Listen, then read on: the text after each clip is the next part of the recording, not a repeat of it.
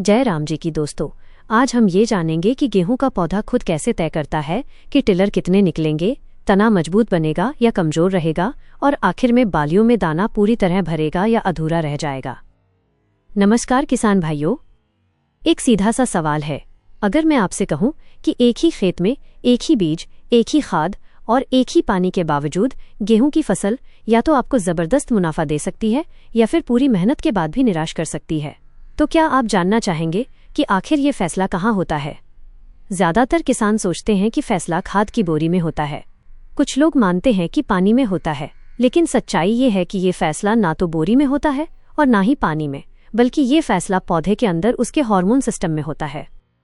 आज के इस वीडियो में मैं आपको गेहूं की खेती का वही छुपा हुआ विज्ञान समझाने वाला हूं, जो न तो किसी खाद की बोरी पर लिखा होता है और ना ही कोई दुकानदार आपको साफ साफ बताता है।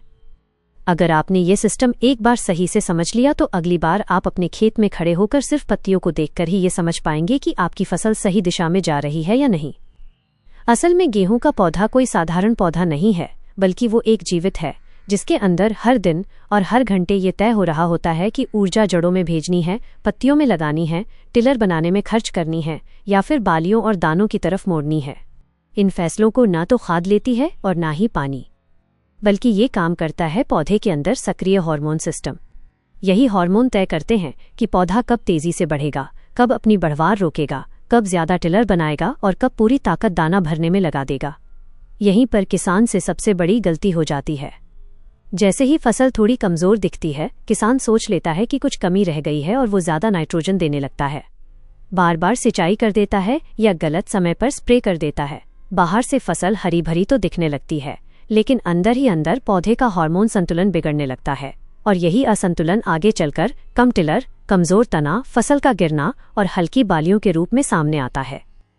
इसलिए आज के इस वीडियो में हम गेहूं के पूरे जीवन को शुरुआत से लेकर दाना भरने तक पूरी तरह हार्मोन के नजरिए से समझेंगे, ताकि यह साफ हो सके कि पौधा किस अवस्था में कौन सा फैसला ले रहा होता है और किसान कहां अनजाने में उससे उल्टा काम कर बैठता है। और यही समझ आपकी गेहूं की पैदावार को साधारण से असाधारण बना सकती है। जब गेहूं का बीज मिट्टी में डाला जाता है और उसे पहली बार नमी मिलती है, उसी पल से पौधे की कहानी शुरू हो जाती है। किसान को उस समय सिर्फ इतना दिखाई देता है कि बीज जमीन के अंदर है, लेकिन असल में उसी क्षण बीज के अंदर एक पूरी फैक्ट्री जाग चुकी होती है। बीज के भीतर मौजूद एंजाइम सक्रिय होने लगते हैं और वहीं से पहला बड़ा फैसला लिया जाता है। क्या ये बीज मजबूत पौधा बनेगा या कमजोर शुरुआत के साथ आगे बढ़ेगा? इसी शुरुआती अवस्था में गिबरेलिन हार्मोन की भूमिका शुरू होती है। गिबरेलिन का काम सिर्फ अंकुर निकालना नहीं होता, बल्कि ये तय करना होता है कि बीज में जमा भोजन कितनी तेजी और कितनी सही दिशा में अंकुर तक पहुंचेगा। अगर ये प्रक्रिया सही हुई तो पौधा मिट्टी से बाहर निकलते ही मजबूत जड़ और तने की नींव रख देता है। अब यहाँ एक बहुत जरूरी बात समझने वाली है।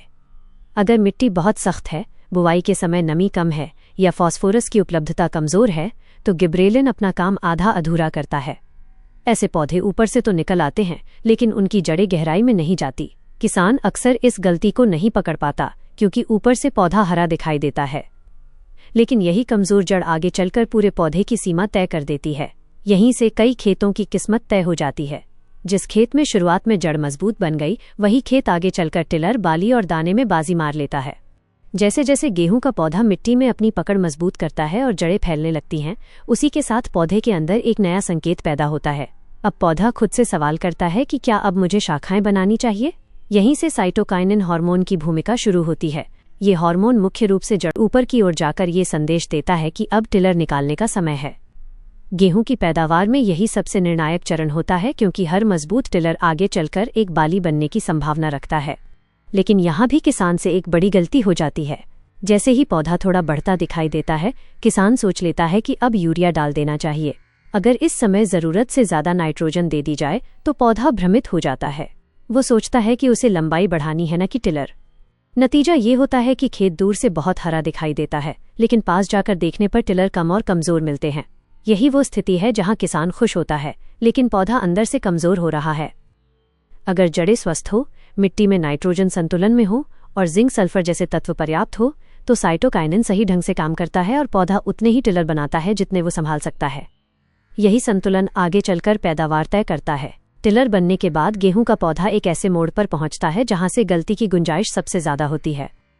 अब पौधा तय करता है कि आगे कौन से टिलर को बाली बनाना है और कौन से को छोड़ देना है। इसी समय ऑक्सिन हार्मोन का असर बढ़ने लगता है। ऑक्सिन का काम है पौधे के अंदर ऊर्जा की दिशा तय करना। कौन सा हिस्सा बढ़ेगा, कौन सा रुकेगा और फूल सुरक्षित रहेंगे या नहीं, ये सब ऑक्सिन तय करता है। यह वही चरण है जहां कई खेतों में फूल गिरने की समस्या आती है। किसान सोचता है कि मौसम खराब था या किस्म कमजोर थी, लेकिन असल कारण अक्सर कैल्शियम और बोरॉन का असंतुलन होता है। ऑक्सिन तभी सही काम करता है जब इन तत्वों की उपलब्धता संतुलित हो। जिन खेतों में ये संतुलन बना रहता है वहां बालियां लंबी, घनी और एक समान विकसित होती हैं। वहीं जिन खेतों में इस समय लापरवाही होती है वहां बाली आधी अधूरी रह जाती है, चाहे फसल ऊपर से कितनी भी अच्छी क्यों न दिखे। जब बाली पूरी तरह बन जाती है तब किसान को लगता है कि अब काम खत्म हो गया, लेकिन असल में सबसे महत्वपूर्ण चरण अब शुरू होता है दाना भरने का। इस समय पौधे के अंदर एब्सिसिक एसिड ABA की भूमिका सामने आती है।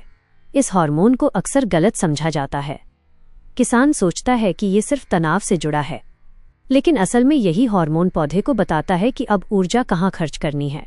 ABA पौधे को संकेत देता है कि अब नई पत्तियां या लंबाई बढ़ाने की जरूरत नहीं है। अब जो भी भोजन बन रहा है उसे दानों की ओर भेजना है। अगर इस समय मिट्टी में पोटैश और फास्फोरस की उपलब्धता सही है और नाइट्रोजन का दबाव नहीं है तो दाने भारी और पूरी तरह भरे हुए बनते हैं। लेकिन अगर किसान इस समय भी हरा बनाए रखने के चक्कर में नाइट्रोजन देता रहता है तो पौधा फिर भ्रमित हो जाता है। ऊर्जा पत्तियों में ही खर्च होती रहती है और दाने हल्के रह जाते हैं। फसल के अंतिम चरण में एथिलीन हार्मोन की भूमिका बढ़ जाती है। यही हार्मोन तय करता है कि अब पौधे को परिपक्व होना है और दानों को सख्त बनाना है। संतुलित एथिलीन क्रिया से दाने मजबूत, चमकदार और भंडारण योग्य बनते हैं।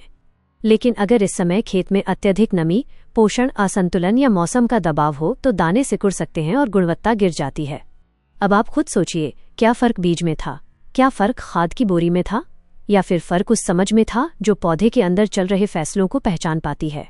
गेहूं की फसल सिर्फ खाद और पानी से नहीं बनती, ये बनती है पौधे के अंदर चल रहे हार्मोनल संतुलन से। जो किसान यह समझ लेता है कि पौधा किस अवस्था में कौन सा फैसला ले रहा है और उसी के अनुसार खेत का प्रबंधन करता है, वही किसान हर साल स्थिर और बेहतर पैदावार ले पाता है। यही कारण है कि कुछ खेतों में गेहूं साधारण दिखाई देता है और कुछ खेतों में वही गेहूं असाधारण बन जाता है। फर्क ना तो किस्म का है और ना ही खर्च का, फर्क उस वैज्ञानिक समझ का है जो खेत को देखने का नजरिया बदल देती है। आपने ये वीडियो पूरा देखा और समझने की कोशिश की, यही असली जीत है। याद रखिए, फर्क हमेशा बाहर नहीं आपकी सोच में होता है। अगली बार हम इसे और भी मजेदार और आसान तरीके से एक्सप्लोर करेंगे, तो तैयार रहिए असाधारण देखने के लिए।